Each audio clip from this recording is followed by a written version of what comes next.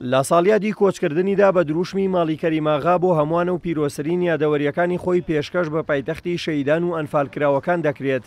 ماڵی کەریماغای هەمەوەند لە قەزای چەمچەماڵکرایە شوێنێکی تایبەت بۆ پاراستنی کەلەپوری ڕەسەنی کورد و کەلوپەل و پارچە شوێنەوارە گرنگەکانی کوردستان. بۆ مەبەستەش مەراسیمێک سازدرا و ماڵەکەی بەڕووی هاوڵاتیاندا کرایەوە. لە ساڵیادی باوەجانە کە توانیمان لە حەفتەی 4 2015 کۆچی دوایی کردووە، لە حەفتەی 4 2016 بتوانین ئەم خانووە خانووی خۆی ببیکەن بە مۆزەخانەیەک و کتێبخانەیەکی تایبەت بە ماڵی کەریماغا بۆ بەرژەوەندی شاری چەمچەماڵ.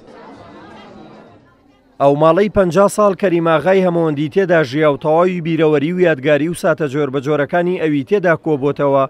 لەمە دووە وەک شێوە مۆزەخانەیەک سوودی لێ دەبینرێت بۆ بەرزکردنەوەی ئاستی ڕۆشنبیری و ناساندنی مێژوو ڕەسەنایەتی گەلی کورد. ئەو لە ژیانی خۆیە حەزی لە شوێنەوارەکانە کرد، ئەویست بیپارێزرێ و نەفەوتێ لە فەوتان بیپارێزیێ. هەر کەسێک بە دیارە هاوردی بێتی یان بە نرخێک کڕی بێتی هاوردێتی لەکوێ لێرە دایناوە. ئێمەش لە هەمان شوێن کە ئەو ئاساری داناوە هەڵماندا هاوشێوەی مۆزەخانەیەک پاسە شوێنەوارەکان بپارێزین.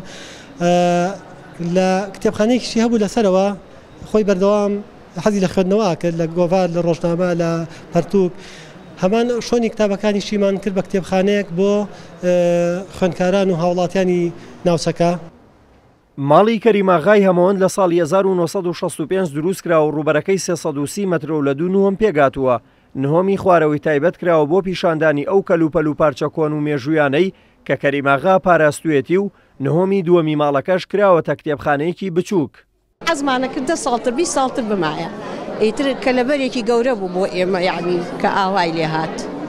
ئیسەش باشە، شکر لەخوا بەزیار بێت، چونکە خۆی بەڕێز بوو، شکر ئیسەش لای هەموو کەسێ بەڕێزە. پیاوێکی بەناودا بوو، پیاوێکی هەڵکەوتوو بوو، پیاوێکی خزم دۆست بوو، پیاوێکی عەشرەت ناز بوو، لە هەموو بوارێکەوە بێوێنە و سەرکەوتوو بوو. ڕۆڵێکی قەرەمانی بینیوە، دڵسۆزی لە ئاشتەوایی، لە برایەتی، لە کەسایەتی. دیارە ئەمیش کردنەوەی مۆزەخانەیە بەناو مامە کەریماغای هەمەوەنەوە کارێکە بۆ سەربەرزی شارەکەمانە، بۆ پێگەیاندنی نەریت و دابوونەریتی کوردەواریە. کەریماغا سەرۆگۆزی هەمەوەندیەکان یەکێکە لە کەسایەتیە کۆمەڵایەتی و سیاسێ دیارەکانی کوردستان کە لە ساڵی 1927 لە قەزای چەمچەماڵ لەدایک بووە و لەبەر نالەباری ژیانی تەنها خوێندنی سەرەتایی تەواو کردووە. خاوەنی کتێبێکە لەسەر مێژووی هەمەوەندیەکان و بزاوتی ڕزگاری خوازی گەلی کورد. کەریماغا لە حەڤەی 4 2015 کۆچی دوایی کردووە و تەرمەکەیشی لە قەزای چەمچەماڵ بە خاک سپێردراوە. ئیدی ماڵی کەریماغای هەمەوەند لەگەڵەوەی کە شوێنێک دەبێت بۆ پاراستنی کەلوپەل و پارچە شوێنەواریەکان و دابوونەریتی ڕەسەنی کوردی، لەگەڵەوەشدا هۆکارێک دەبێت بۆ بەرزکردنەوەی ئاستی ڕۆشنبیری و زانستی هاوڵاتیانی ئەم ناوچەیە.